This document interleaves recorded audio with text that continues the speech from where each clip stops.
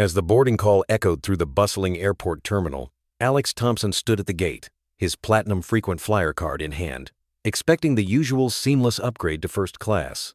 He was the CEO of a thriving tech firm, the kind of man whose days were a whirlwind of board meetings and high-stakes deals. Exhausted from a grueling week in New York, he yearned for the quiet luxury of a spacious seat, a glass of wine, and some much-needed rest on the red-eye flight back to Los Angeles. But the gate agent shook her head apologetically.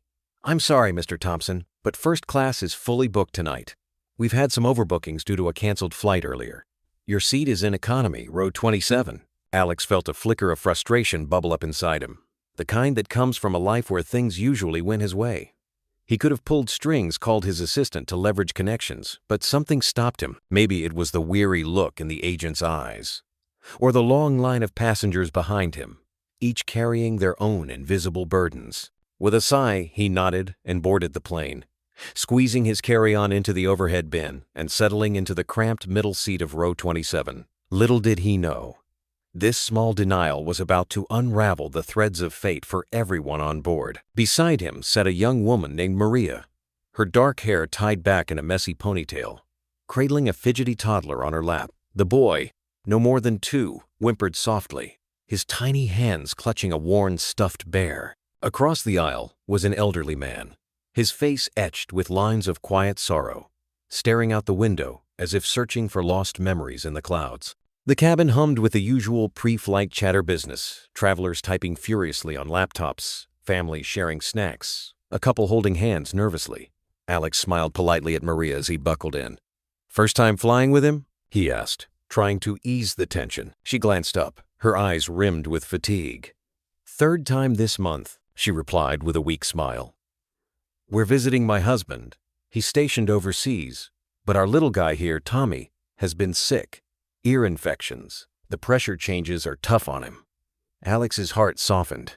He remembered his own son at that age, now a teenager living with his ex-wife across the country. Fatherhood had taught him that vulnerability wasn't a weakness. It was the raw edge of love. As the plane taxied down the runway, he pulled out a pair of noise-canceling headphones from his bag and offered them to her.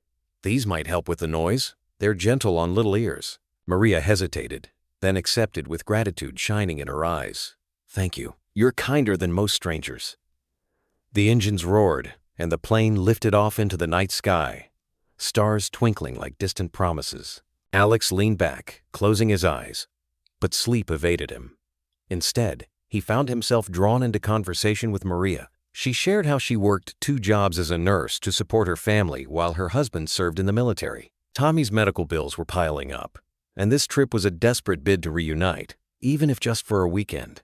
Her voice cracked slightly as she spoke of the loneliness, the fear of what-ifs. Alex listened, really listened, feeling the weight of her words settle in his chest like a quiet ache.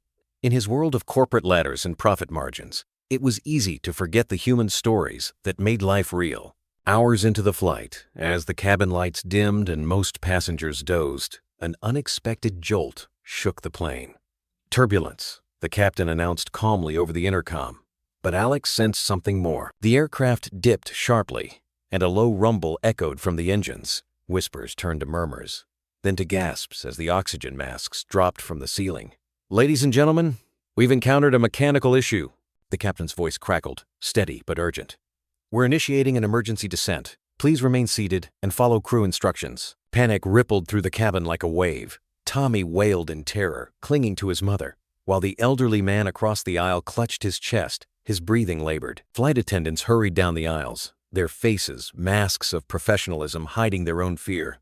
Alex's mind raced. As CEO of a company specializing in aerospace technology, he knew planes inside out. His firm designed safety systems for airlines worldwide. But here, in economy, he was just another passenger. Or was he? In that moment of chaos, Alex noticed the elderly man, Mr. Harlan, as he'd introduced himself earlier, slumping forward, his hand pressed to his arm. "Sir, are you okay?" Alex called out, unbuckling despite the warnings. "Mr." Harlan gasped. "My heart! Pills in my bag!" The attendants were overwhelmed, tending to a screaming child up front and securing loose items. Maria held Tommy close, her face pale, whispering prayers under her breath. Without hesitation, Alex reached for Mr. Harlan's overhead bin, rummaging through the bag until he found the nitroglycerin pills. He administered one under the man's tongue, drawing on half-remembered first aid from his college days. "Breathe slow," he urged, his voice firm yet soothing. "Help is coming." But the plane shuddered again, and the captain announced they were diverting to the nearest airport, Denver, still 30 minutes away. The cabin pressure fluctuated, and oxygen levels dipped just enough to heighten the fear. That's when the first twist hit Alex like a thunderbolt. Glancing at his phone miraculously, still with signal, he realized his company's latest prototype app, designed for real-time aircraft diagnostics, could interface with the plane's systems if granted access. It was experimental, meant for ground crews. But in a crisis? He hesitated. Using it without permission could be risky, even illegal. But lives were at stake. His decision crystallized in an instant. He couldn't sit idle. Quietly, he messaged his team back at headquarters, explaining the situation. "Authorize emergency override," he typed. Minutes ticked by agonizingly as the plane bucked through the stormy skies. Passengers prayed, held loved ones, shared tearful confessions. Maria turned to Alex, her eyes wide. "What's happening? Will we make it?" Tommy had quieted, exhausted, his little head on her shoulder. Then the response came, "Access granted." Alex connected via the in-flight Wi-Fi, his fingers flying over the screen. The app revealed the issue of faulty sensor in the engine, causing false alarms but risking a real stall if not addressed. He relayed the data to the cockpit through a hurried call to air traffic control, who patched him through to the pilots. "This is Alex Thompson, CEO of Aerotech Solutions. Your starboard engine sensor is malfunctioning. Reset protocol Alpha 7 should stabilize it." The pilots, skeptical at first, verified his credentials through quick checks. With no other options, they followed his guidance. The plane leveled out, the rumbling eased, and the cabin sighed in collective relief. But the emotional peak was yet to come. As they descended toward Denver, Mr. Harlan grasped Alex's hand, tears streaming down his weathered cheeks. "You saved me, son. I was ready to go. Lost my wife last year. Thought I'd join her tonight." Alex's throat tightened, emotions flooding him, fear, relief, a profound sense of connection. He thought of his own life. The endless pursuits of success that had cost him his marriage distanced him from his son. Here, denied the isolation of first class, he'd been thrust into the heart of humanity. Maria hugged him impulsively. "You're a hero," she whispered. "Tommy and we owe you everything." The plane touched down safely amid cheers and sobs. Paramedics rushed aboard, tending to Mr. Harlan and others. As passengers disembarked, stories spread like wildfire. The CEO and economy who turned the tide. Alex declined interviews, instead arranging for his company to cover Maria's medical bills and fly her family home together.